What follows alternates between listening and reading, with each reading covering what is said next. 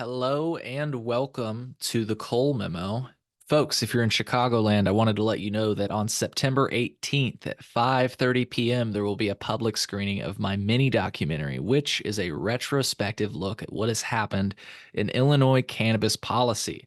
If you'd like to learn how I feel that Illinois fell short in achieving meaningful reform, this is a great way to do it. It's a short 1 hour long punchy documentary. Again, you can get your tickets for a Chicagoland screening now at thecolememo.com/minidoc. As I mentioned, it's on September 18th at 5:30 p.m. in Blue Island, Illinois. It's at Blue Island Beer Company, a place where you can come drink and smoke with me before and after the show.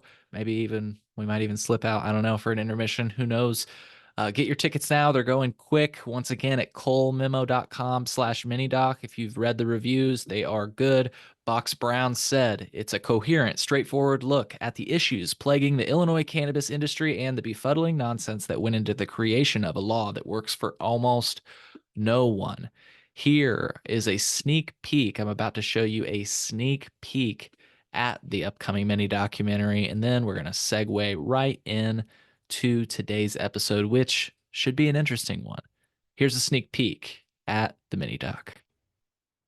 Beginning January 1st, 2020, the recreational use of cannabis will be legal in the state of Illinois. Available to stream now, my mini doc dives into the history of Illinois legalization, starting with January 1st, what should we expect? The biggest thing that we need people to understand is that January 1, in terms of the criminal justice system here in this state, is the end of prohibition. See how Illinois missed its chance at real cannabis reform with key failures, including the fact that the program includes regulation on possession limits. So people can still be arrested for a possession. And I want to highlight that in its first year of legalized recreational marijuana in the state of Illinois, they arrested 3 times as many black people for possession than any other race. We've run into so much cannabis, we've run out of places to put it. I have represented people and taken their cases through the court system who got charged with more serious crimes only because the police said that they smelled cannabis. And not because the police said you have illegal cannabis, or not because you have too much cannabis, or not because you're high on cannabis, but because I can smell it and that's it. Attorney goes, he understands that he can't be smoking and his cannabis flower shouldn't be open. And I was like, I'd like to say for the record that I was not smoking and my flower was not open. So that's where we're at right now in Illinois, and I hope it changes. Start watching now at colememo.com/minidoc.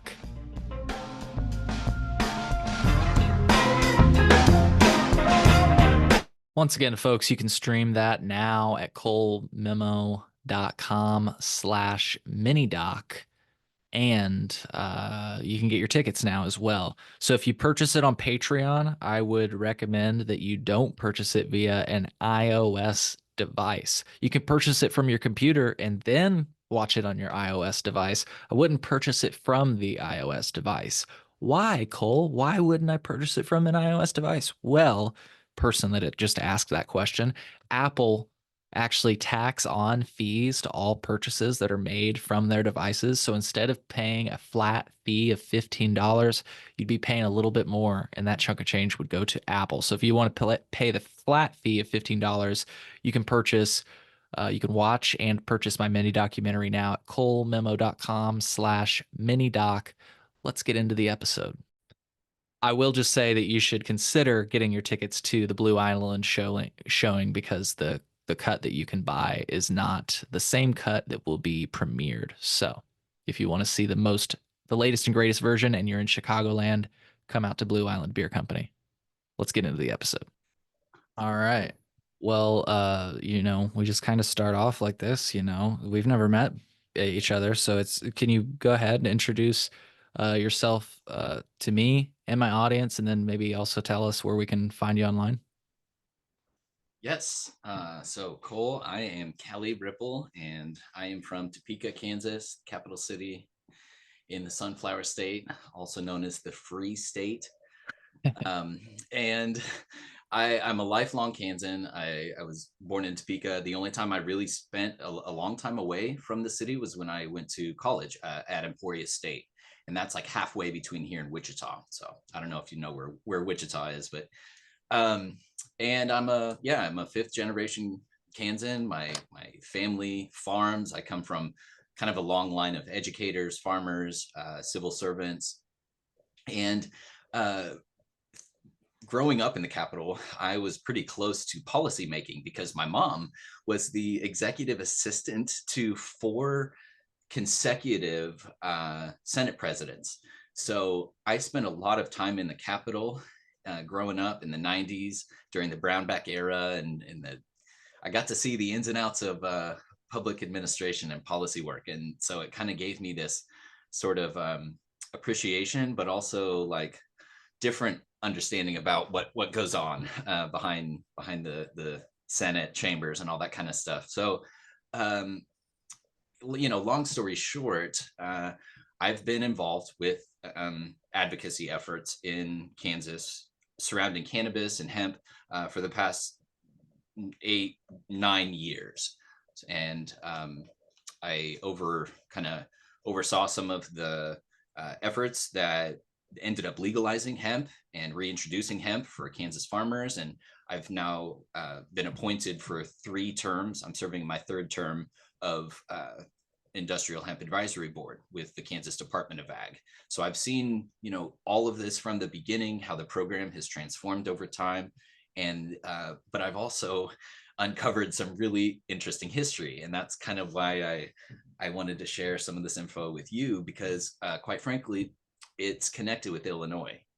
And as you'll find out, we are more connected than we realize, I think. And it's a small world. Yeah. So all of these things are interrelated too. So yeah. And again, like thanks for having me, Cole. This is I appreciate your takes on things. I follow you. The network that's being created is it's pretty great. So congrats. Thank you. Yeah, it's a pleasure to meet you. And formally, I know we've talked over the years and such, but never formally met. So it's cool to meet. And I'll once again, folks, I'll have the social media that I'm connected with, at least on in the show notes.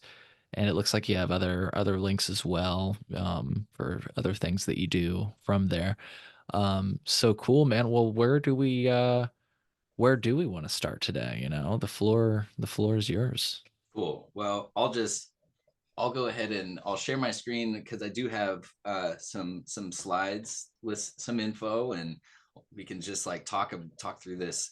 And if anything, just holler out if you have any questions or anything of the sort. So what we're talking about is Kansas is located in the middle of the U.S. And as of right now, we are one of a handful of states that have yet to regulate cannabis.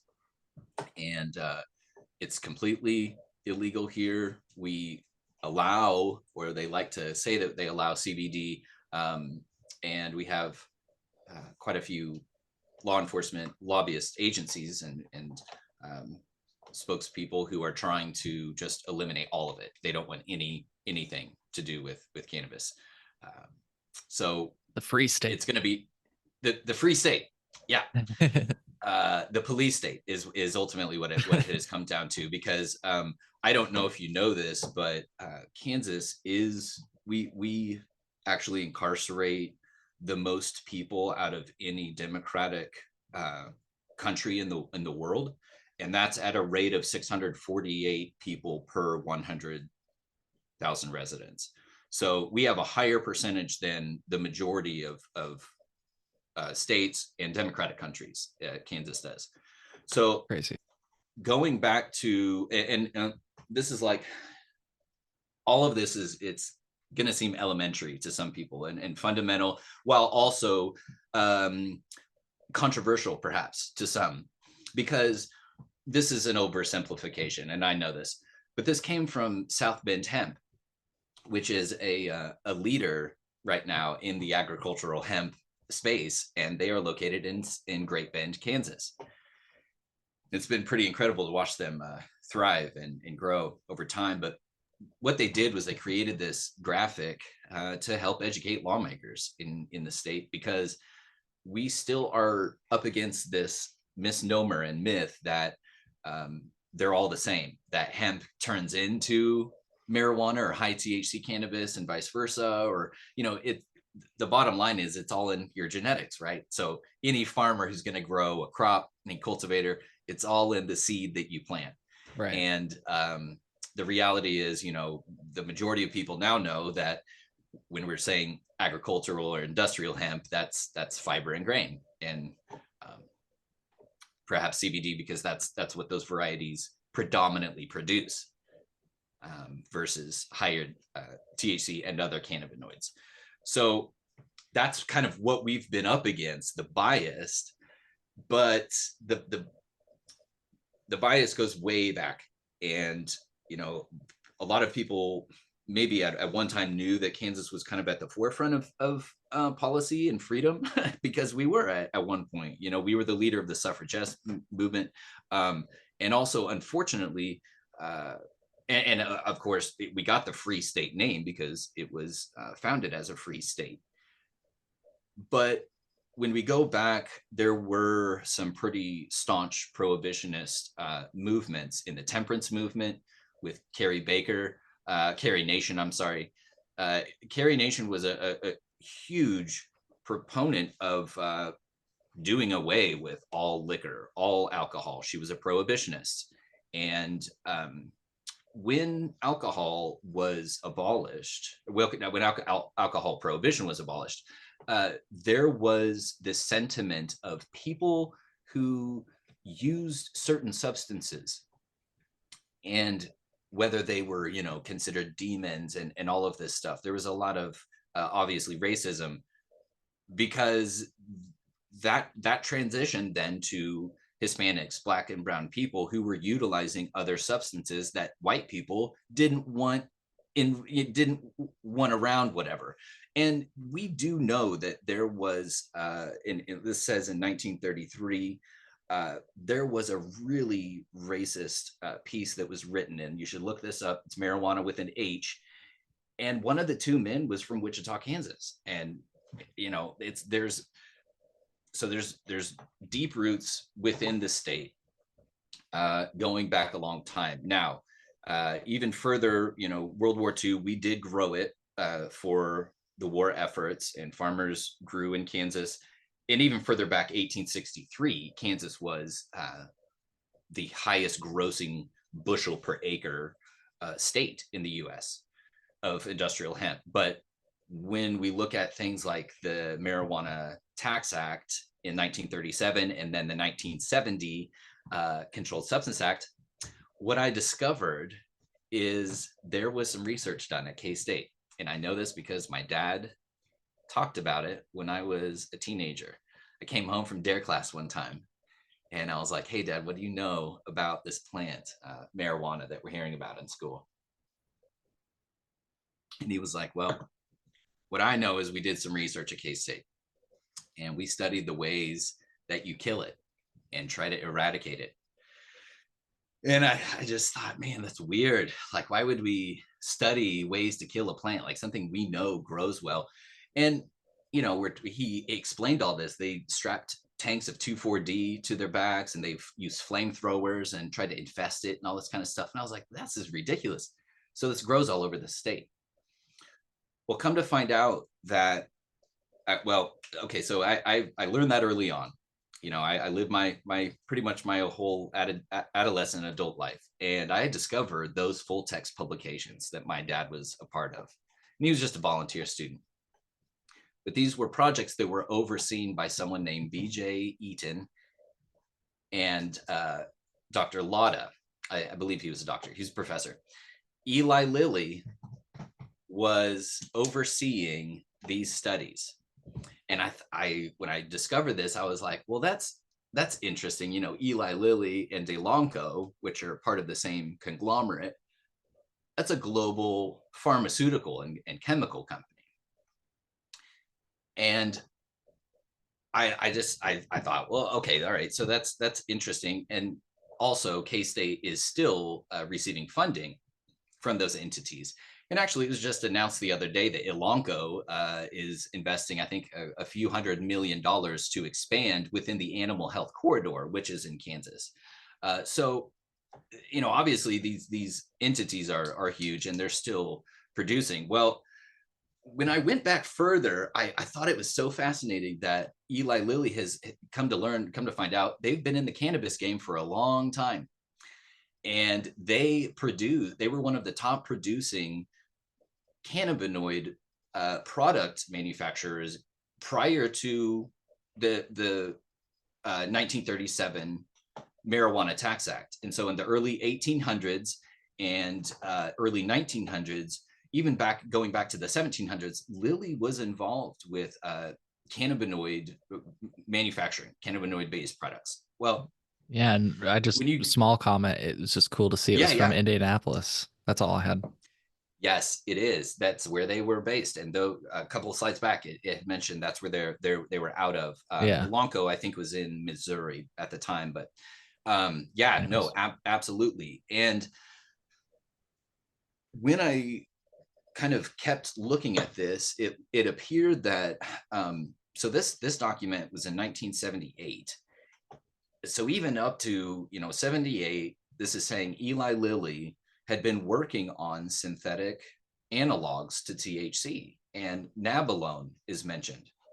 So nabilone was first patented by Eli Lilly, and that is one of the only FDA approved cannabinoid-based medicines, or had been up until probably about 5 or 10 years ago.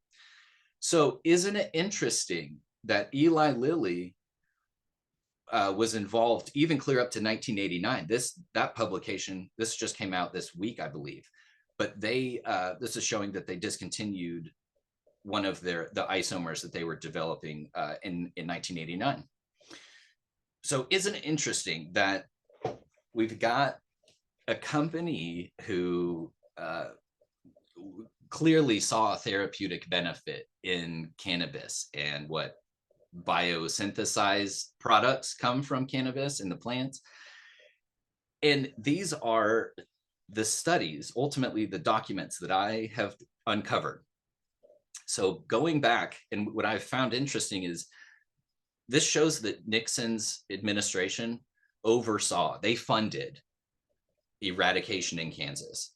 And these 3 studies, longevity, germination, and emergence of wild hemp, identifying and controlling wild hemp, or in parentheses, marijuana, which are not the same, we know now, and seasonal fluctuations in cannabinoid content of Kansas marijuana. Those 3 studies were part of that marijuana steering committee that was established in Kansas, and part of a multi-state cohort that I'm getting to here.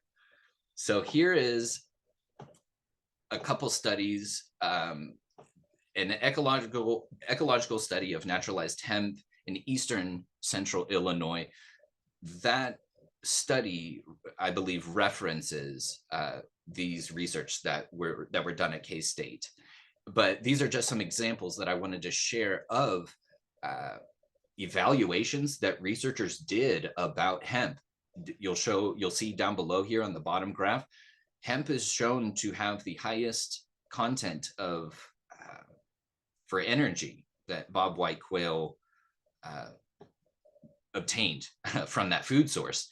And up above in the upper right hand, reducing the impact of wild hemp control on farm game. What they did was they surveyed farmers, and they found out that farmers not only didn't think that hemp was competing with other crops, they weren't concerned that people were somehow going to find their fields and start growing marijuana in the middle of it or something. I mean, these were myths that were narratives being shared by the media, yellow journalism, all these things that we know about now. And so I'll get to a little bit of those findings, but I showed this slide because this does prove from that Attorney General's first report, 1972, that highlighted there, Kansas, a program to eradicate marijuana, believed to be the first of its kind. So this shows that in Kansas, we were the very first state that received funding in order to kill what they thought was marijuana. And I don't have enough time, Cole, to show you all this, but all I can share, like I said, these full texts in those cannabinoid fluctuation research documents. They prove that what's growing wild in Kansas is fiber and grain varieties. It's not marijuana. So they proved it, and yet they went ahead and just outlawed all forms of it. This is going back to that controlled cost sharing survey that they did. And I just think this is so fascinating when you look at some of these examples of why this didn't work. This was they knew at that time, this was so specious. It was not feasible to try to eradicate hemp. And yet they did. And it solidified increased chemical use in agriculture because other states did this. If you look at the image up above, the top right-hand corner, 10 other states did this. Illinois, Indiana, Iowa, Kentucky, Michigan, Minnesota, and Missouri, South Dakota, and Wisconsin. So these were all part of the North Central Weed Control Conference. That was the group that this was kind of all done. Was that actually what they were called? Yes, yeah, and this was part of, now mind you, this was part of an agriculture movement that ultimately intersected with these interests. Okay, so I mean, quite frankly, I've presented on this information in a number of settings, including internationally. And it's been said that this was groundbreaking.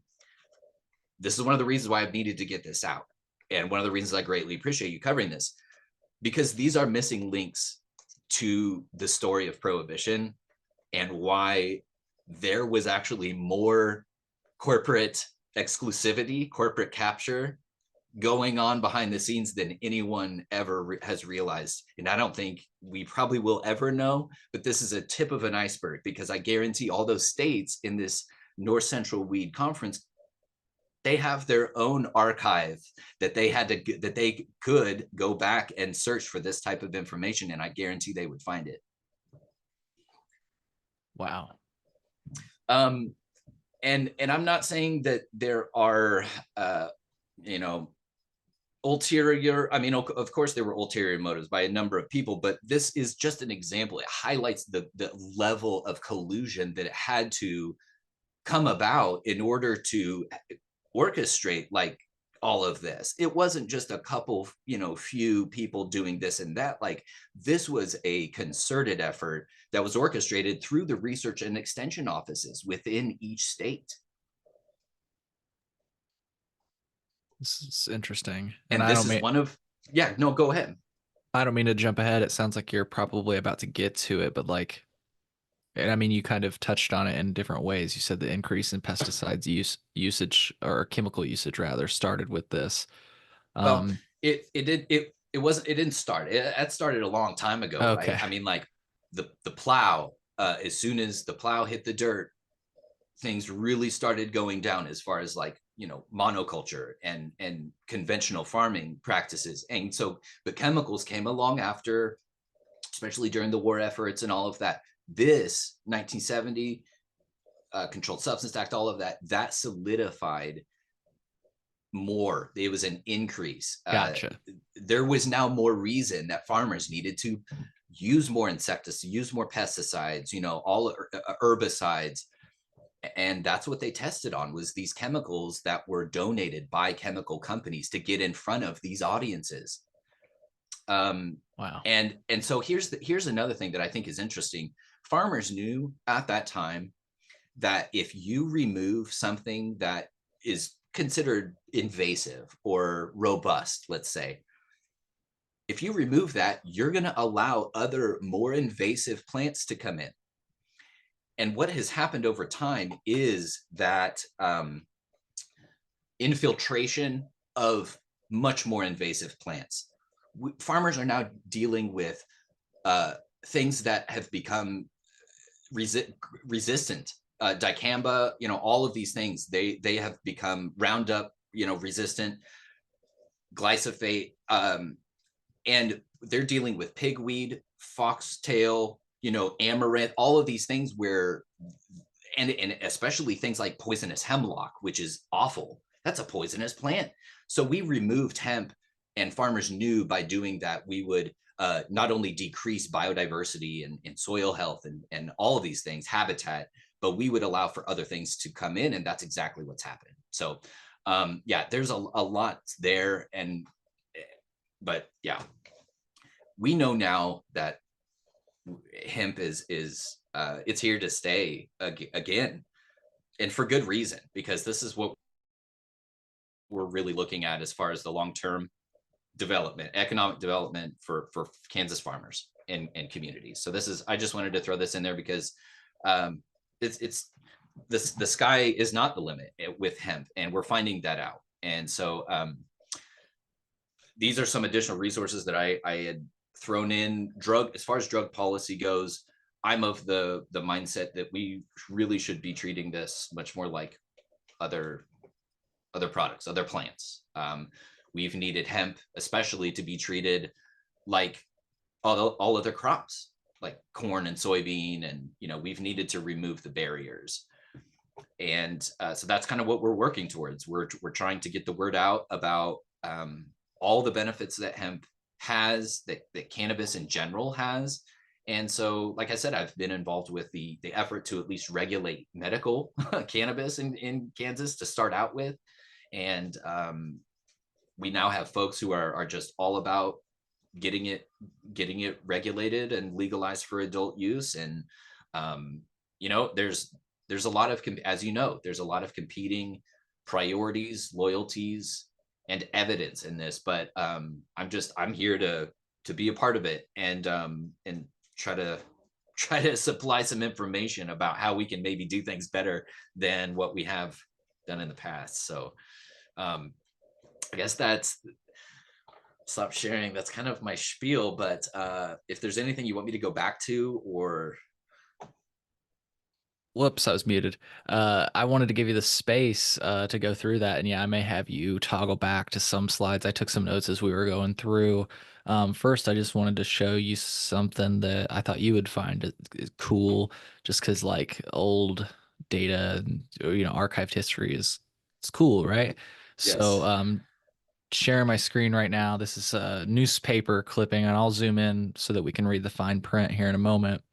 But this is a newspaper clipping that shows hemp growing wild marijuana, as they called it, in Illinois.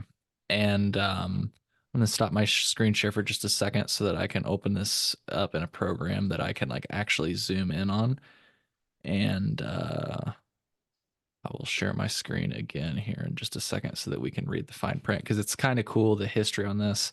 I want folks to Google for sure what I'm about to say just to confirm it, but I'm going to zoom in here. First of all, let's look at the plant again. Pretty cool, right? Um, so it's all along the side of it. Looks like just a regular like corn or bean field. And it says the war on drugs. So this is from September 14th, 1989. And it was from Peoria, Illinois, a newspaper, it looks like. The war on drugs can't battle the winds of the Midwestern prairie. Marijuana, that hardiest of Illinois ditchweeds, annually spreads its seeds on farms throughout the area. And not even the 3,000-acre Knox County farm of John Block, former U.S. Secretary of Agriculture, is immune.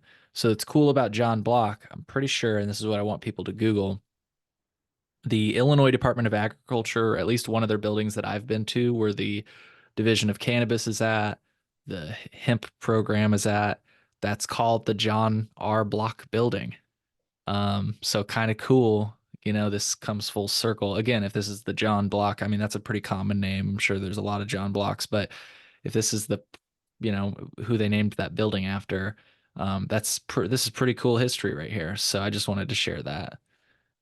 It is. I love it. And you know, getting back to the roots, I mean, it is, of course, we could talk all day, and it just, it doesn't compare with what other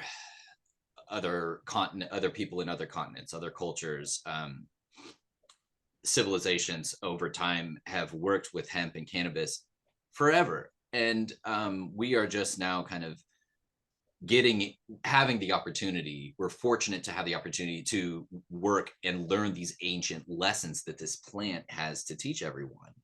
And so it's like, I love learning about those times in US history where, yeah, things really didn't go the way people thought they went, but like we're now at the point where we can make something happen. So kind of to your point about the Department of Ag, after I got appointed in Kansas to the Hemp Advisory Board, I went to the top emeritus professor at Kansas State University, and he actually taught Sam Brown, Governor Brownback, and among other lawmakers and kind of important dignitaries in Kansas. And I sat at his desk multiple times, and I had these conversations with him where he admitted openly, he was like, we should have been growing hemp a long time ago. It only makes agronomic sense to grow something that you can have a value add. These, I'm a crop adjuster full time. So that's what I do in my full time. So I go out and I appraise soybean fields that have been damaged by, storms or drought, whatever. Farmers harvest soybeans for one purpose, and that's the beans, the pods. That may go to ethanol, which is not a sustainable source of biofuel, or it may go to livestock feed. We're not feeding people with that in Kansas. But the reality is, if a farmer plants hemp, they could harvest the top off of it, get the seed that could go to a number of sectors. And then they would have the entire stock after that. And that could go to a number of sectors. I mean, this is like the end use revenue that can come from one yield from hemp doesn't even really, you can't compare it to other crops because it just doesn't exist. And so like that, getting farmers to understand that, getting investors, processors, all of these people and decision makers to understand that is now where we're at. And it's, I've watched it. I've watched the plane be built as we tried to fly it. And I think things are really starting to take off because honestly, I can't share the data publicly yet, but I've got numbers from the Department of Ag that proves things are we've already seen the shrinking, let's say, because the CBD market was huge. Like farmers, when you give them something, they're gonna grow a lot, and there was just this huge expansion of CBD and hemp on the market. That's where we got Delta 8, all these other products people had to offload, play chemist, and have a lot of biomass go away. And so that was one of the reasons I think for the major boom. But the pandemic happened. I mean, I helped a producer here. I'm with AST Genetics now, but a local hemp producer, I helped them launch during the pandemic, and it was so difficult. And we've seen that boom and bust and all of that with CBD and in the alternative cannabinoid markets. I mean, you and I could have an entire podcast just about alternative cannabinoid products. Hell yeah. Yeah. Because it's just, Kansas is completely unregulated. Right. That's all we have here. Well, do you guys have like a hemp program at least? Like a hemp license program? No. No, you don't even have like licensing for hemp people? The only license that is required in Kansas is if you're a farmer and you are cultivating hemp, or you're a processor and you are either decorticating and or extracting hemp. There is no license or requirement to possess, sell. There are no requirements around hemp products, and that has opened the doors for inconsistent enforcement.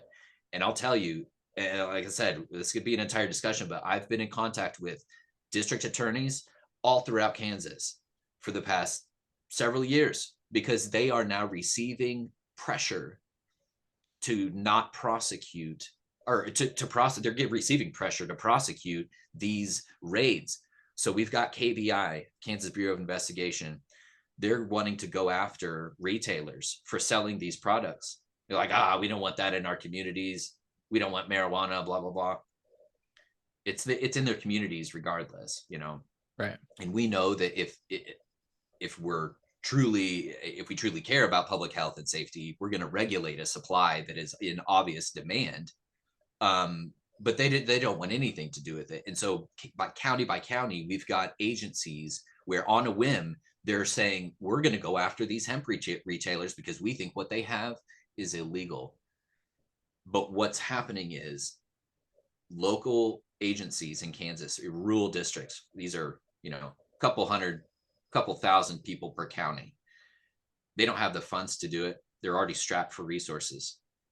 They should be focusing on much, you know, more serious crimes, but they are sacrificing community relationships with people who are small businesses that are just trying to get by.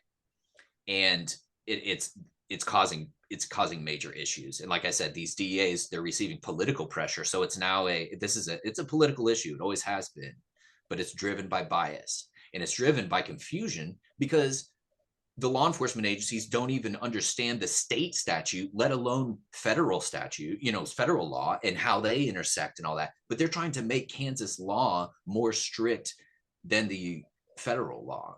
And it's not working in their favor. And I don't think it will long term either because Prohibition failed, you know, and it has continued to. So is it playing though at all to your benefit? Like as a Kansan who I assume smokes, like if you get pulled over, can you just be like, "Yo, that's what you're smelling is THCA, my friend."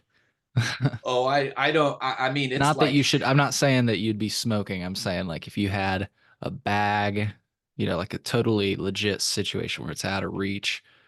Do you think it's playing at all to people's like favor in terms of, like you said, there's no law against it. So if you say, "Oh, this is hemp," is that getting people out of trouble now at all?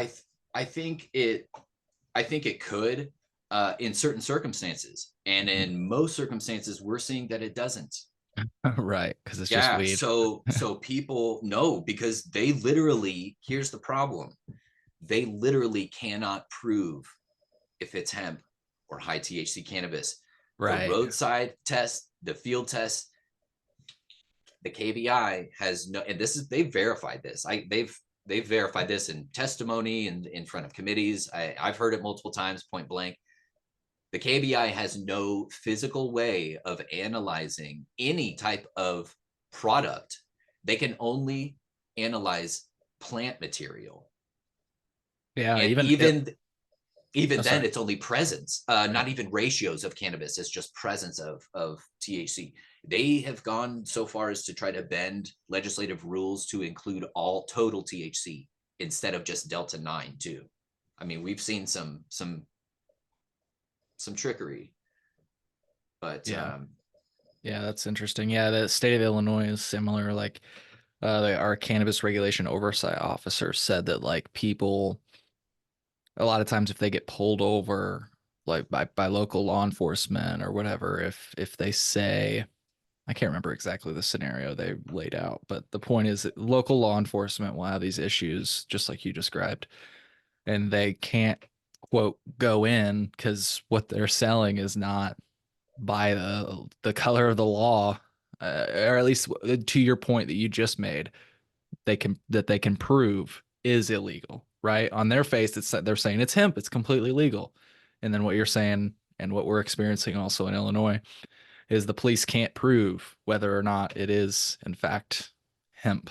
You know, we're actually just now getting to the point where the state has like a state-based lab, but based on what I'm talking with the state, it doesn't sound like it'll be used for this per se. Like it wouldn't be used for those types of purposes yet. Maybe in the future, but yeah, it's just interesting. You can see why I was asking that, because it's like there are some people that I know that literally like sell weed in Illinois that sell weed under the guise of it being THCA, and it's like a way around. Like actually, I'm smoking on some of it now because it's from a licensed cannabis company in the state of Illinois, so it's like a brand that I feel a little bit more comfortable with, Sure. because they've got like a reputation to uphold and they are actually licensed. So, but they sent it to me through the mail, like, and so, there's like those things where it's like, it seems like what has happened is cool, but that I think might get into your graph that you had on one of your last slides. Maybe that's a good place to start. Well, actually, before we start there, and I know we just kind of got into that, but maybe we can return to that because that was one of the last notes I had. I wanted to start at, I think, what was slide 2. And you said that, I think if I'm right, slide 2, if you don't mind pulling it up and sharing it. Um, I believe you said it was an oversimplification, so I'm not going to try to like get on you on that. But what I actually wanted to ask you was about something you had said later in the um, presentation, which I feel like elaborates on that slide with and addresses like the thoughts that I had. So I wanted to see if I'm picking up what you're putting down. So yes, on this one. So you said, this is an oversimplification of the idea of these being two species, but later on in the presentation, you had talked about fiber and grain varieties, and that's really kind of how I look at the distinction, and maybe that's what you meant by it being an oversimplification, right? It is. Yes, ultimately so, because we can't say that hemp is not therapeutic or that there are not therapeutic properties of hemp, because that's simply not true. And it goes through the same biosynthesis process that all cannabis plants do, and so it produces cannabinoids, terpenes, polyphenols, all of these things that flavonoids that all cannabis does. But it is within ratios, and they've done enough research that they know the actual subspecies of hemp does produce predominantly higher CBD contents of cannabinoids. And so that's I think that's where, like, and you have to you have to explain all of that. You have to cite your sources. We're all about the science and all that stuff, right? And so, like, that's where I because I come from the science background. I had a career in public health and in healthcare and auditing and all this stuff. So, like, I'm all about data, and I know you are too. Yeah. And so, like, I want to be accurate. I want it to be correct. But this right here, yeah, it is an oversimplification just for the simple understanding that when we're saying marijuana, right, it is high THC, higher cannabinoid, higher just all profiles, right, of an inflorescence, which is the bud. And that's not why you harvest a hemp plant. You can harvest a hemp plant for CBD, and that is one subsection, yes. But when I'm talking about hemp predominantly, like in the grand scheme of things, especially when I use the word agricultural hemp, that's what I'm talking, fiber and grain, Yeah. And so it's like, yeah, all these nuances within it, and being able to talk about it more nuanced like that has been the struggle. And yeah. Well, and one of the examples I like that you gave, and maybe this makes you understand why I'm like underlining the point that you made. Again, I'm not trying to, you told me right up front that this is an oversimplification, but I like to get into the details and stuff. And I'm curious from your perspective. So like this reflects, I feel like, the federal law as it stands right now. You know what I mean? Yeah. So like setting that aside, I've always been curious what actually is, or scientifically, and I don't even know if that's the right way. So I'm going to ask my question, and then I want to give you like a little bit of background using something else you said, and then I can re-ask the question in case I lost you here. But like, what actually is the difference between hemp and, let's call it marijuana? Or like, and the reason I'm asking that is because, like, as you said, one of the examples that you gave that I give all the time, I fucking love it because it's largely true here in Illinois. You said, like, if you go and get corn in the field in Illinois, like, I always like to use that example because sometimes people travel here. There's like a different wedding venues, and so people will be like taking pictures with the corn. And some people have asked me, they're like, Like seriously, it's like a photo op. They've never seen corn before. I know it sounds hilarious, but honestly, they're They like, do can you get a sunflowers here. Yeah, yeah, yeah. true. It's just the same as that. So they like, can you get a picture of me with all this corn? It's crazy. Yeah, sure, I guess. But anyways, they've asked like when I'm giving them their phone back, do you guys ever just like come out and like grab some? And we're like, no, it's not sweet corn, right? So like the question I'm asking is there a distinction like that? Because like if I could share my screen momentarily, I wanted to show two things. Oh yeah, yeah. Um, I'll stop sharing. yeah. So first, John Block building. That's just for what we were talking about earlier. But you know, like most people, I feel like when they're talking about hemp, this is what they're thinking of, this like long, fibrous, Yeah, um, tall. They're tall plants. tall. Like I feel like it's usually not like those short, stout, you know, colas that you think of when you think of like cannabis or marijuana, is we're like calling it, you know, in this context. Yeah. Like, so I guess my question is, I think you used the word varieties earlier. Is there an actual, like, do we have like solid, Oh yeah. steady, this is hemp seed, this is, you know what I'm saying? Yeah. Yes.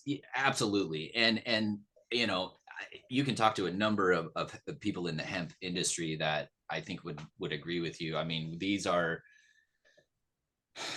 genetics that are bred for specific end uses, and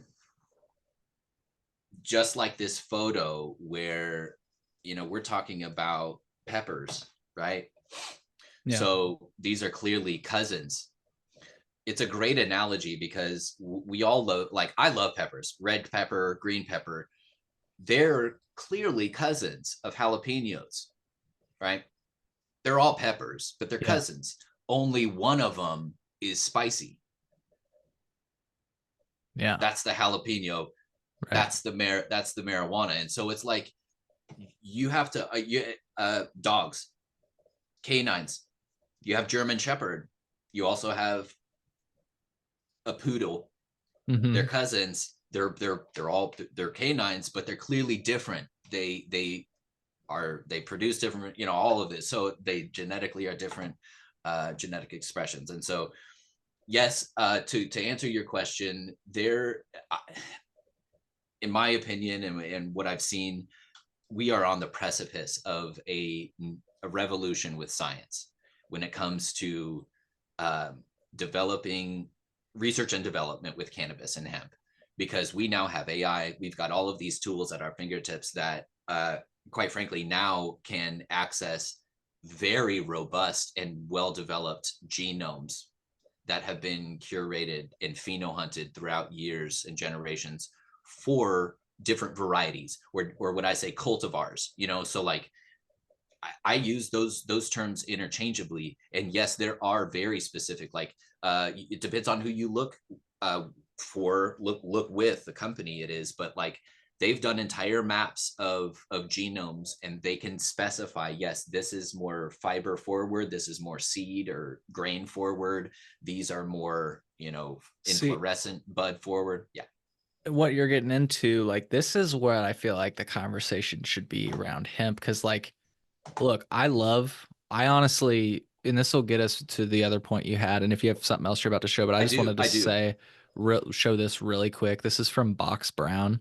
And this is why I ask it, because that definition you showed at the beginning, I said that's the federal definition you're reflecting, right? And I was like, I want to talk about the science, because the federal definition makes, as he's showing, a gummy like this, at least as he says, the language has been extrapolated to mean by some people. You know, obviously everybody has a different interpretation of this. Some people are saying it's in clear violation of the law, but this is what a lot of people are doing right now. And even one state, Minnesota, codified this, you know, to allow for edibles and gummies kind of under this structure and idea.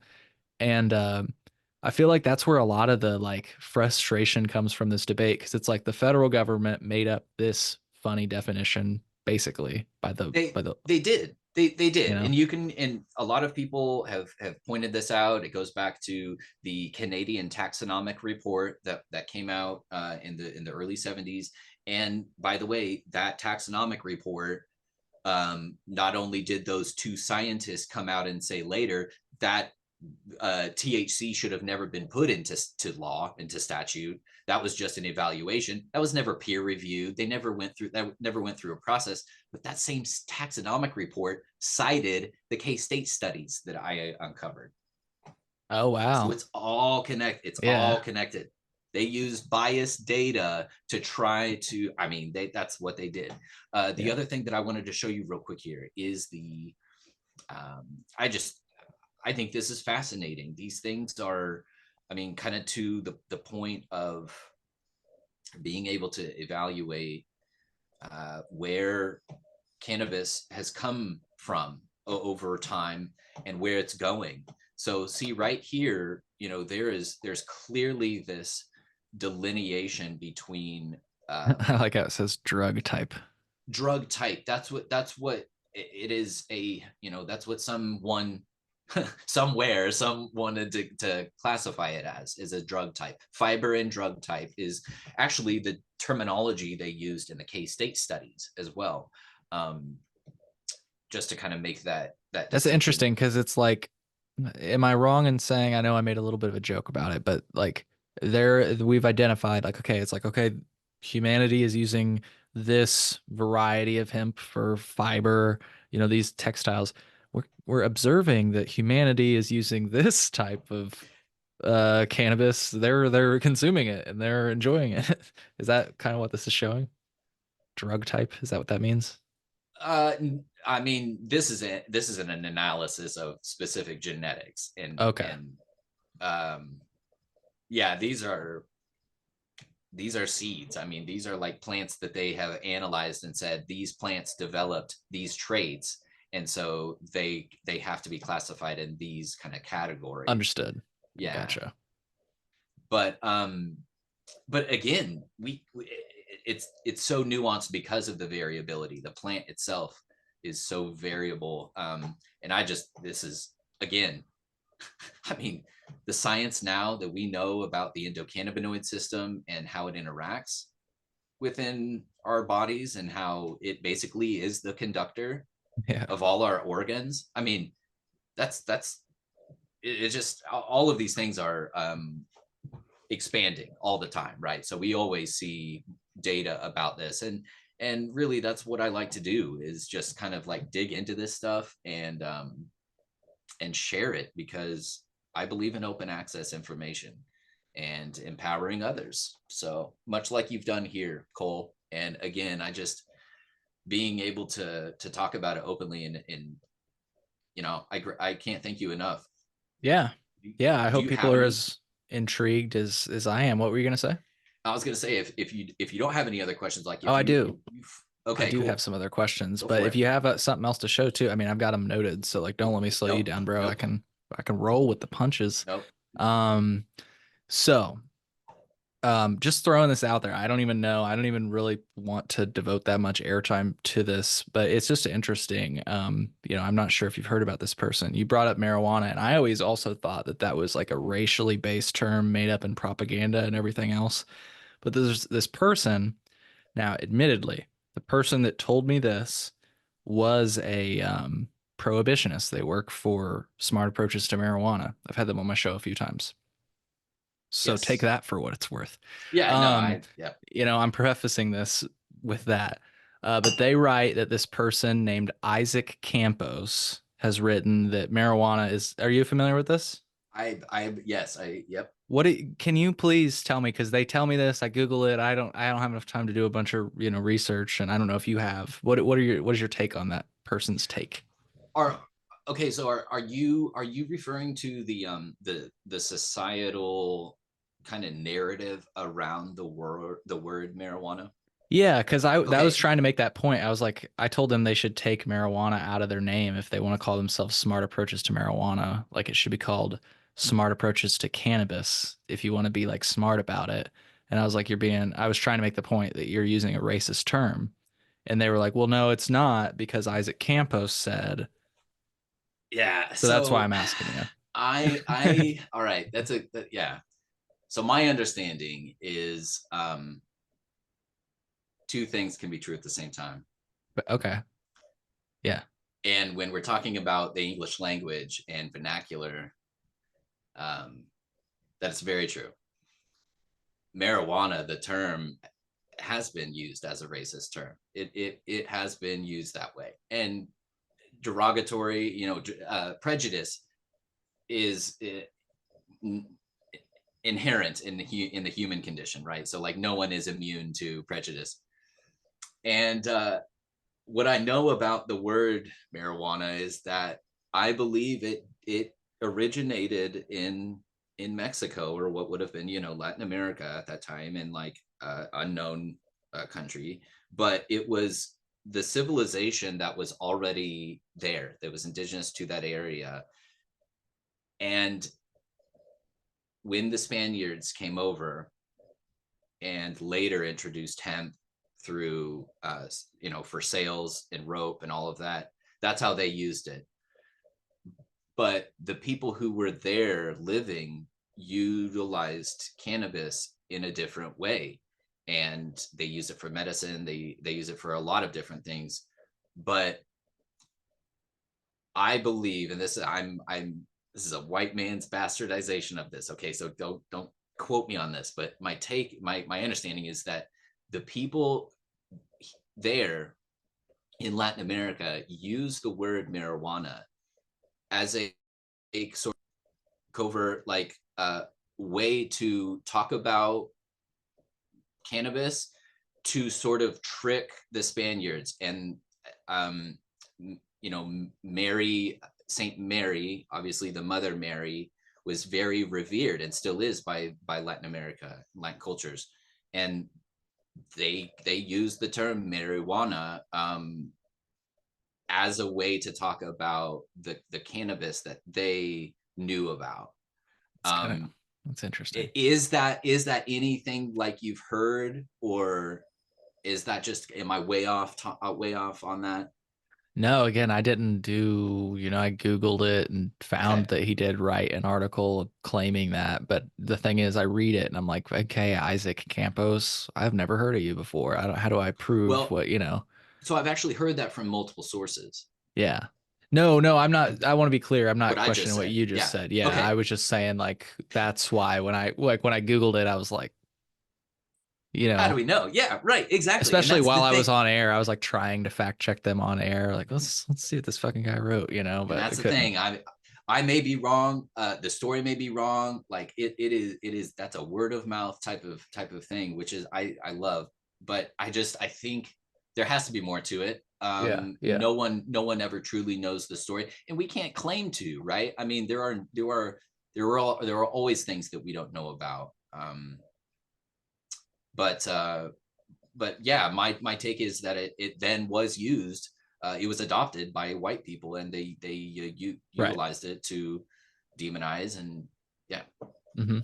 Yeah. So anyways, like I said, I just wanted to, I'm glad, sounds like you had heard, I really appreciated your answer to that. Like two things can be true at the same time. Never really thought about it that way. And again, I had not done enough research to learn about that. So thank you. That was cool. So yeah, I mean, just kind of back, and this will get us to one of those last slides that at least I had noted that I wanted to discuss. And if you had other things to share as well, would love to get into it.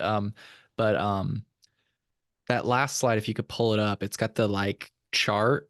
I feel like, did you present at Parabola Center or something, or did they use that chart at Parabola Center? Because I saw that chart. I'm listed as like a Parabola Center partner, and so I saw that chart on one of their I feel like it was one of their presentations or something. And yeah,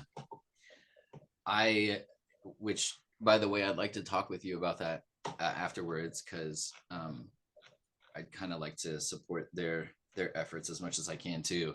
Sure. I've been talking with Shailene and others, but I really support Parabola, and my take is like they kind of base their organization on this reality that there are better ways of regulating drugs. And this graph was originally cited by Dr. Julian Buchanan, who's a well-known drug policy expert. And I actually saw the Twitter conversation, or X conversation, between Shailene Title and Dr. Buchanan. before Parabola was even an organization about this graph, because they were trying to pinpoint where, because it's gone through multiple iterations. Actually, I think this particular version came from the Transform drug policy, and from their third edition of best how to regulate cannabis. I think that's where this specific came from. But yeah, so ultimately what this is showing, we've got ultra prohibition on the far left, and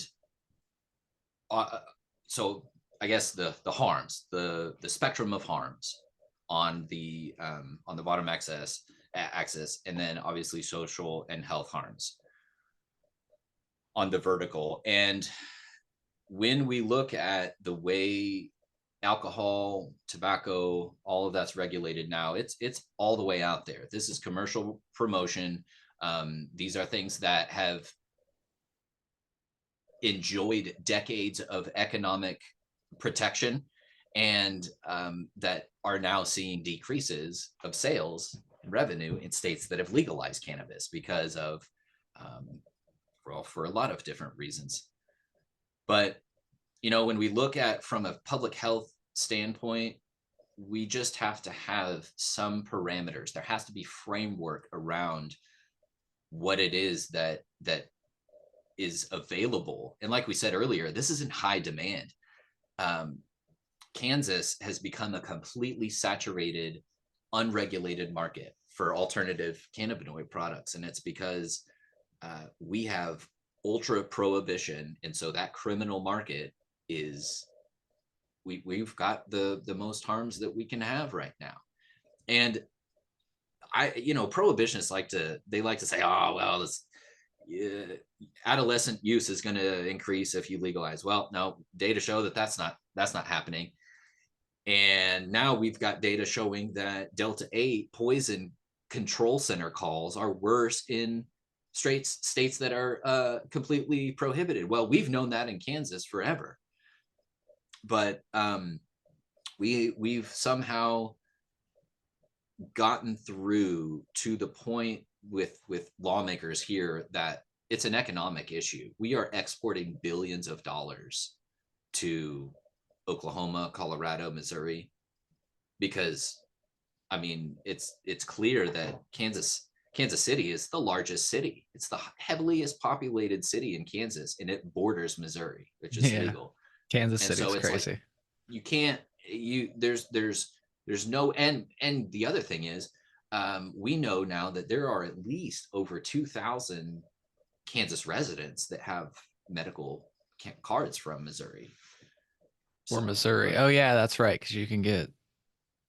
Yeah, it's interesting. So, anyway, yeah, no, I love this graph too. It's a great one. So keep that up, because I like this. So first of all, I've smoked weed with Julie Holland. I'm pretty sure. I just Googled her, and I'm pretty sure I've smoked weed with Julie Holland in Denver, Colorado, at Jane West's house. I was smoking weed with her for quite a while, and then this guy came out who I was talking with earlier, and he had a moment. He was like, "Oh my God, I can't believe you're here." He wasn't talking to me, he was talking to Julie, and was a huge fan. And I did not know who Julie was. I was just sharing a joint with her because it's like, "You want to smoke some weed with me?" And she was like, "Yeah." And so we were just smoking weed and talking. I had, just asking her how her day was and stuff. And then come to find out she is Julie Holland. So Neat. Cool little story. But anyways,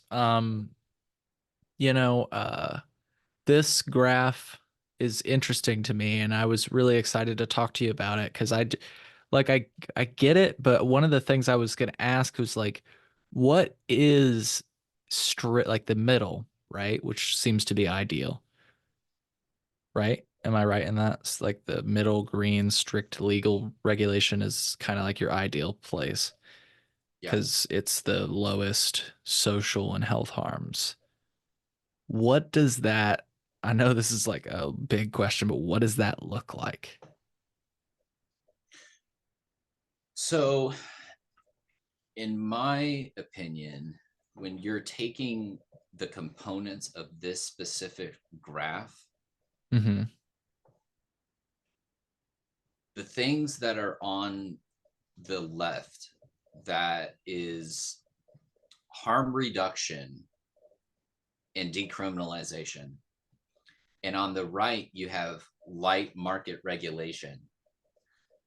If you have those two together, which in my opinion, so when we're talking about like, okay, harm reduction, these are evidence-based approaches. We're talking safe syringe centers, naloxone, methadone clinics, alternative emergency care, things, social services, things that are heavily needed, while also decriminalizing personal possession, personal use, and at the same time allowing for cultivation and personal cultivation, basically, and setting up the system to allow that. There are perfect examples of Spain and Italy for social clubs, for the fact that when you allow people to cultivate and as a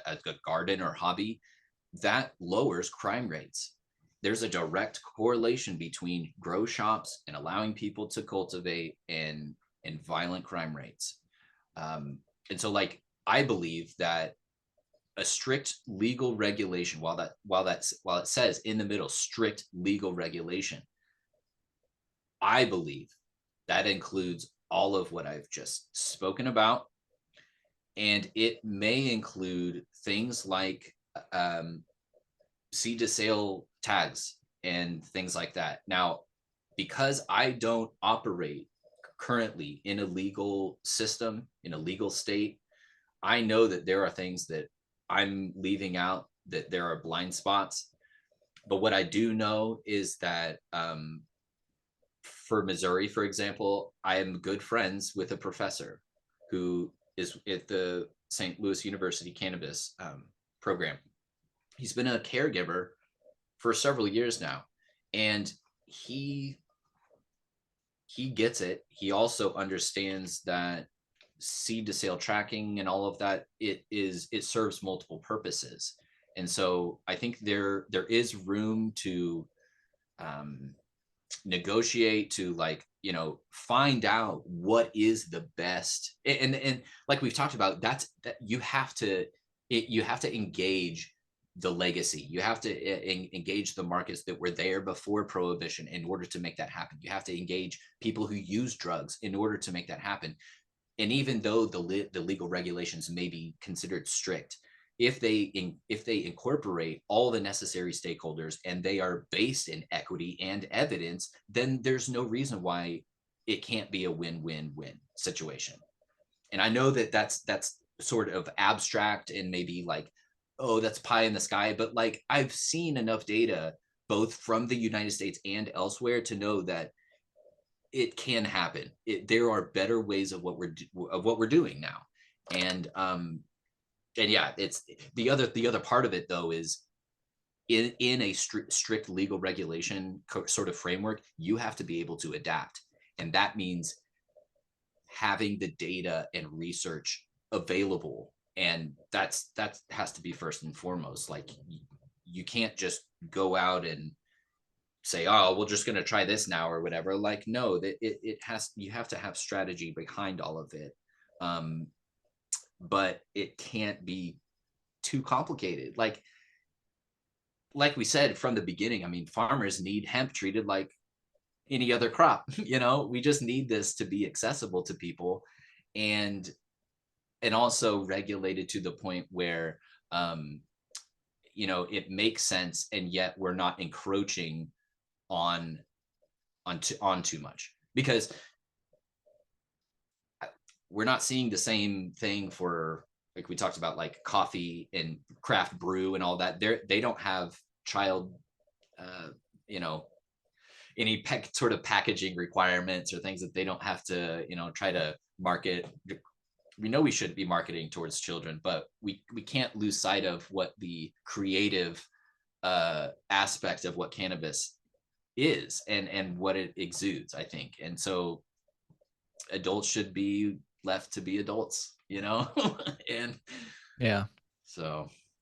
Yeah. And, like the reason I ask and find this chart so like interesting is because, as you probably know, like, I don't know, in some ways, I kind of love what has happened with the Farm Bill. I do see where that's why I also find that this again, this just kind of adds to why this graph is so fascinating, because on one hand, great things have happened. On the other hand, there have been news reports that make people feel uneasy. I think that's just the most easy way to say it, whether it's the Delta 8 thing you were just talking about, um, or anything else that has happened. People will bring that up and they'll say this is why this shouldn't have happened. And I don't know, my Mhm. whole Yeah. I get a little like I get where people are coming from on that, because it's like, of course, if people are consuming enormous unmeasured doses of something, they're probably having a bad experience. But I hate that oftentimes it seems their answer to that is like, we have to make it illegal, we have to ban this. And it's like, no, like that, what these stories often sound like somebody came on my podcast and they were, or actually, no, we were watching a press release and they were talking about how one of their friends went to this place. It's called like the Waken Bakery in Chicago. It's one of these like hemp cafes, and they bought a slice of bread or something, like a muffin or whatever. And they were asked, do you want it sleepy, snoozy, or what? They had these like funny ways of, I guess, telling you how quote unquote potent it is. These guys got one that they thought would be the level that was good for them. And the guy says that they were high for 2 days. Right. Now that sounds bad. And he used that as a bad story. But like my view on it was like, that honestly is like a really awesome story and like personal freedom. Like you guys wanted to have like a wacky day. Now, did you go a little far? Yeah, but we all have that story with alcohol too. And so like I hate these stories This because is, like while yeah, they're right, it's like, damn, of course this is happening, because as you just said, it's like without, a regulation or like a label where that anything that anybody can go by, it's like, of course this is happening. But is the answer exactly. to make it illegal? Like, no. Nope, nope. This is Yeah.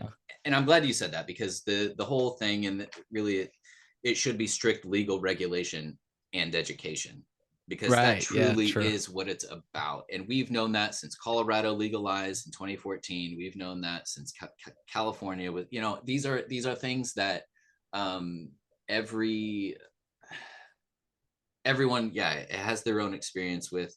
Well, But the if you have regulations about label, about testing requirements, people actually know what is in those products. They know the contents, all of that. Now, here's another part though.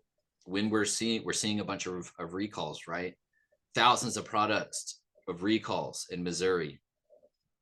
That makes folks uneasy as well, as it should. But when you think about it, recalls show that regulations are working. And if you had, let's say, an unregulated egg market or an unregulated meat market, you would never know what was out there that was contaminated or whatever. That's why you have recalls all over the place of all USDA inspected products. There are recalls everywhere. That's what regulation does. It allows you to have a safe supply. If it's not safe, they're going to pull it. And so, like, if in Kansas, we've got 100% unregulated market. We don't know what products are out there, what they're contaminated with, what it's doing to people. And so it's the data that you have that makes you make better decisions, more informed decisions. And from a public health standpoint, yeah, like we need to be educating people. And the money that we could get from hundreds of millions of dollars of cannabis tax revenue, hey, that could go towards some education and prevention for youth and all that stuff. I mean, we're seeing it. So Yeah. Yeah. So it's the other thing that this brings out is something you just said, like the regulations we've gotten from Colorado and other states, like You know, one of the things that I love about hemp is it is sort of decimated a lot of the nanny state regulations that I feel like we have. Like there's some good regulations for sure, but we have like some nanny state regulations. Like for example, like purchase limits. Like why am I limited to how much I can buy? I should like the first time I ever went to Colorado, I was like, I want that. I want an ounce of that, an ounce of that, a couple candy bars. And they're like, whoa, whoa, whoa. You're already past your limit. I'm like, what the fuck are you talking about limit? I thought this was legal. So I love that about hemp, no purchase or possession limit in theory, right? Because it's all legal. No dosage caps. Look, I'm all for accurate labeling. But like I've been sipping on these sodas that are also from that same River Bluff company. And these are 50 milligrams of THC per can, which is a good dose for a lot of people. Like for myself, it's even a good dose for myself. I've got a pretty high tolerance. This is a good, product. And it's so cool that if they wanted to go further, they could. Like they sell a mixer. Actually, they do. They sell a mixer that's like 750 milligrams. Now, obviously, you don't drink the whole thing. You mix it into several drinks. It's like a vodka or a moonshine, right? Um, and that's what there's things like that, and that's why I asked the question, like, what does strict regulation mean? Because yeah, I'm down with like a chain of custody things so that you can do recalls, whether you want to call it seed of sale or like you said, it sounds like some of those Same. It's things. same. Yeah. Right. Yeah. Yep. Just some way to have some accountability. Yep. Yeah, it just I guess my final thought on this is like in so many ways, like it seems like hemp um has, been a real conversation starter, to say the least. It's been a divisive topic, I think, in the cannabis community. But it's crazy how like my whole angle on it has always been like it's just flipped the script on all these state-based programs that like I feel haven't gone far enough in terms of decriminalization, but also just like consumer freedom. You know what I mean? Like in terms of like I say, buying in bulk and stuff like that. And it doesn't sound like Yeah. those things would be precluded from that middle ground there, right? Like strict regulation doesn't mean. I guess that's what I'm asking. It doesn't mean those silly regulations, right? Like we would still be able to buy like with alcohol and cigarettes. Like there's nothing stopping me from just buying as much as I want, and that shit will kill me. you know? Right. Yes. Yeah. No, I agree. I mean, those are the types of like sticking points, like policy points that would have to be ironed out to Yeah. like, yeah, decide, hey, is this a strict regulation or is that maybe a little bit overboard? Or yeah, Mhm. those are the conversations that regulators have to have. And we are seeing a lot of experiments. All of it is an experiment. Yeah. In Yeah. different states. And Missouri actually they just I think enacted their new packaging requirements for cannabis. So I mean things are always evolving, but they're getting very political because we're getting into election season, and it's people, they want to be remembered for what they think are the right things, but Yeah. it's going to be fascinating to watch what happens in Kansas. Now, just as a heads up, there is going to be an interim committee in October and I believe in November for Kansas. And they're going to be talking about CBD and hemp specific product laws, as well as looking into research only for veterans and end of life patients.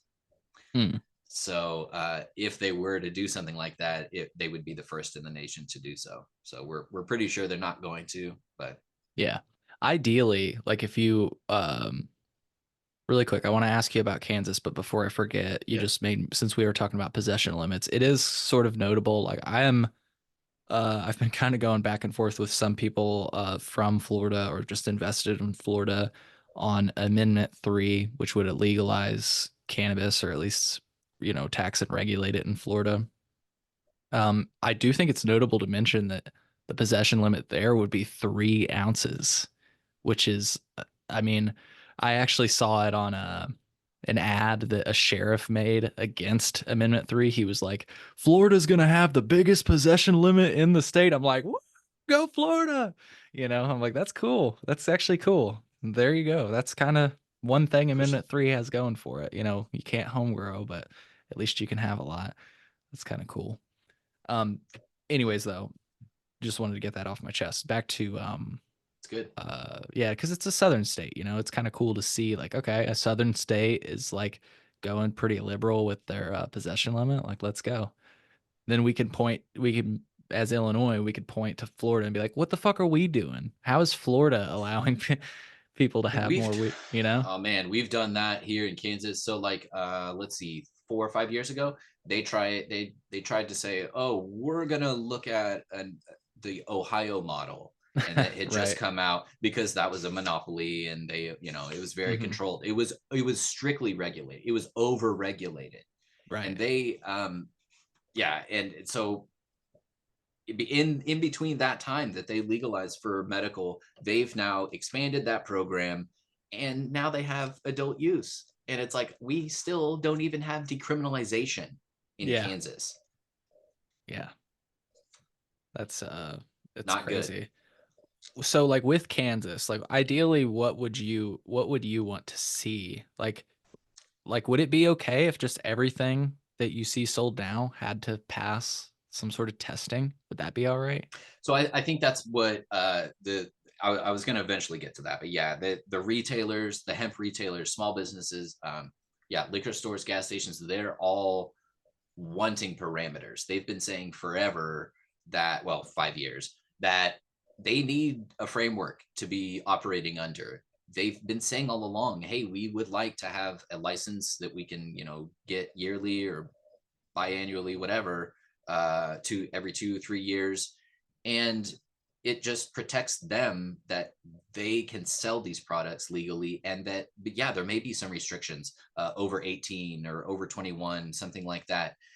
But these are, we're now finding out that these are the same things that the KBI officers that are now forced to raid these businesses and confiscate their products and try to prove that they're illegal or not, they're saying the same thing. These deputies these narcotics officers are talking with businesses saying, well, is we just wish that there was some regulations, whether there's some license or whatever. There is a disconnect between those deputies and the lobbyists who are talking and influencing lawmakers in our state house, because all the staunch prohibitionists are the ones who are being listened to in the Capitol, and they are considered the drug experts, but they're not drug policy experts. And we can't keep doing what we're doing. Yeah. Well said. Well said. Yeah, and that's the way I look at it. It's like, look, honestly, Delta 8, from my research, was discovered alongside CBD and THC by Roger Adams, a professor at chemistry at the University of Illinois. Students at the University of Illinois might recognize his name because there's a building at the University of Illinois that bears his name.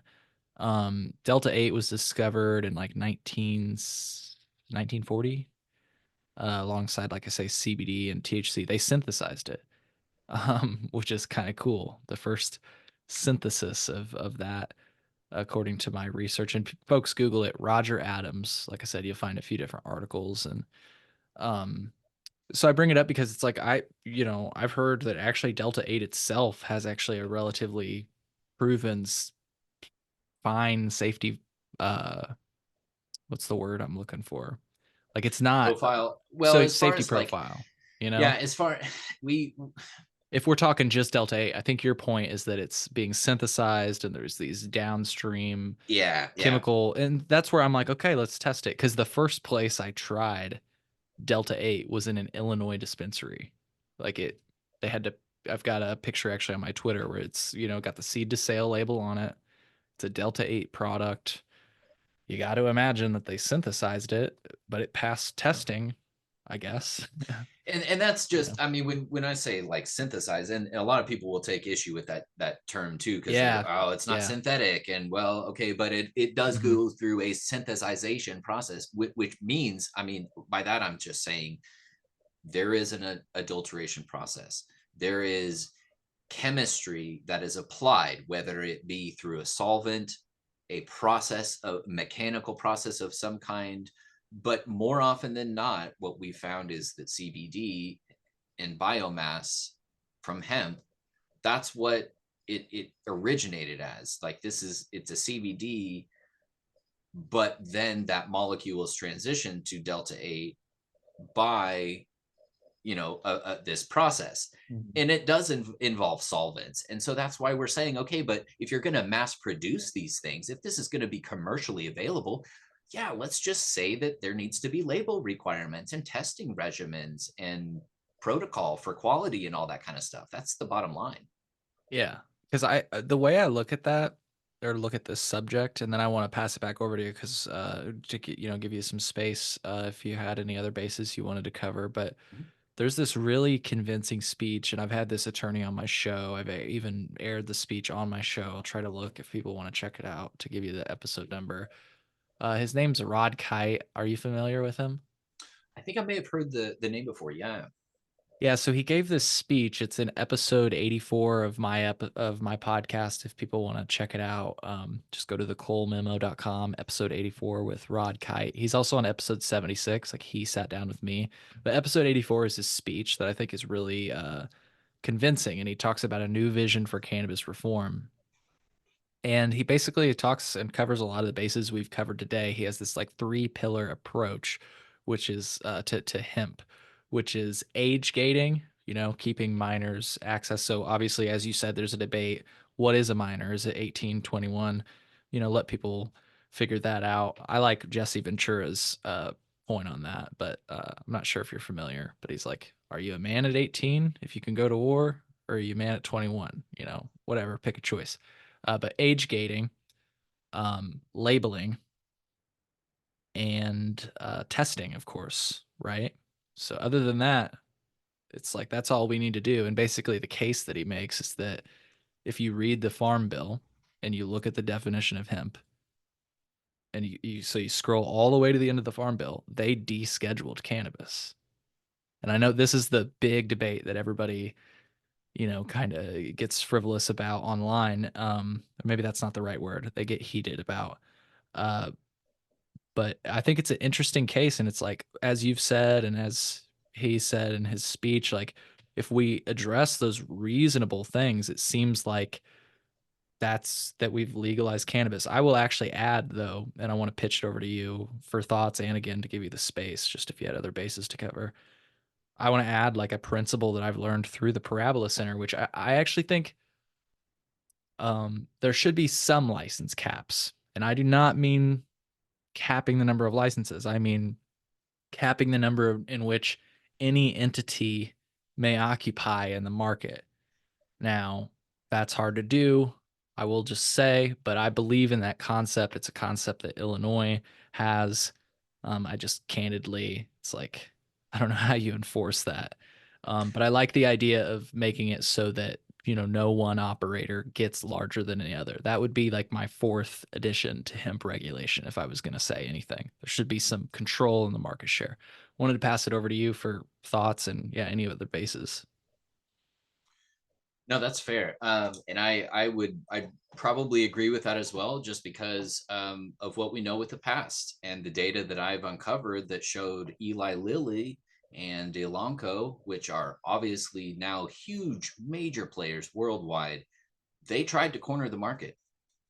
I mean, they're point blank. Like, we've got the data now that shows they oversaw and funded research that sought to eradicate what they thought was marijuana. And I don't know if they didn't think people were going to find out about that or what, but it was intentionally hidden. This information I shared with you, you're not going to find it on the internet. It's not open access. I literally had to go into vaults at K-State and scan it in. So I have the first digitized copies of this information. That's so and cool. So what that means is that there has been in the past, there always was influence and interest in cannabis. And so people want to say, oh, Big Pharma is going to grab a hold of it. Big Pharma has been involved with it from the beginning, whether we want to acknowledge that or not. but the reality is there are ways of now setting forth regulations that prevent market capture, that prevent corporate exclusivity and monopolies. And that's why I also agree with the stance that Parabola has taken, that others have taken, with the notion of this has to be equitable.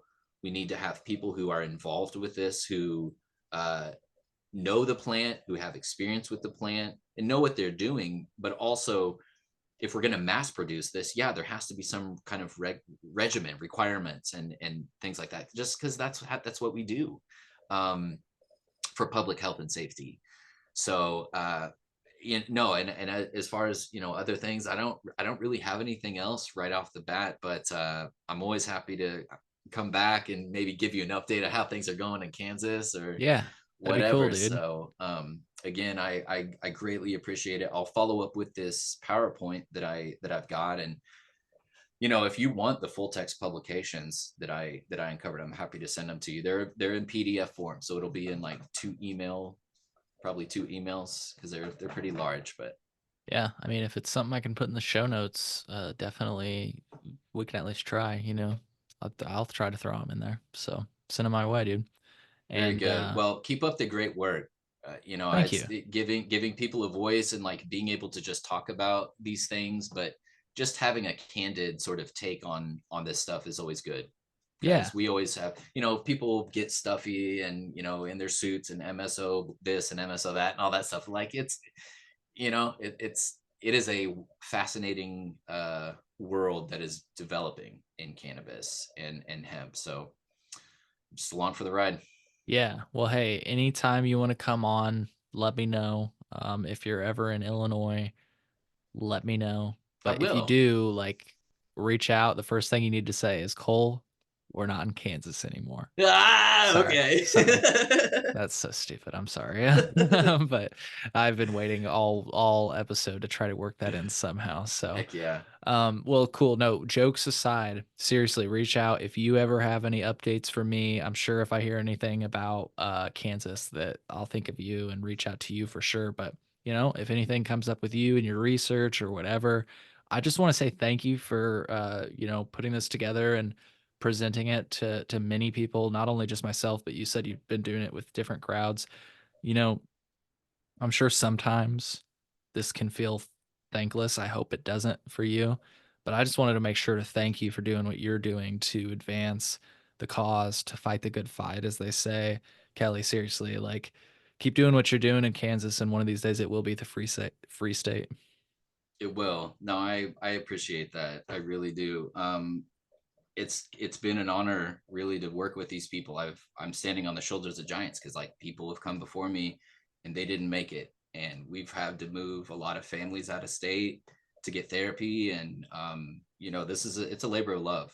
So yeah, it means a lot. And I now have the pleasure of working with Barry Grisham, who was the attorney general during the Obama administration, who passed the Cole memo. So Very cool. the past couple of cannabis organizations that I've been working with, he's been a part of. So it's been pretty neat. And yeah, I again, I appreciate it, and I'll be in touch. Absolutely. Well, folks, I hope you found as much value in this episode, in this conversation, as I did. Kelly, like I said, just reach out anytime. And folks, I'll have the materials in the show notes, including a link so that you can connect with Kelly. And yeah, again, take it and run with it, folks. That's the whole idea here. So this is awesome knowledge that we just dropped, and I just wanted to thank you again, Kelly, for doing it. Folks, we'll see you on the next episode. Take care.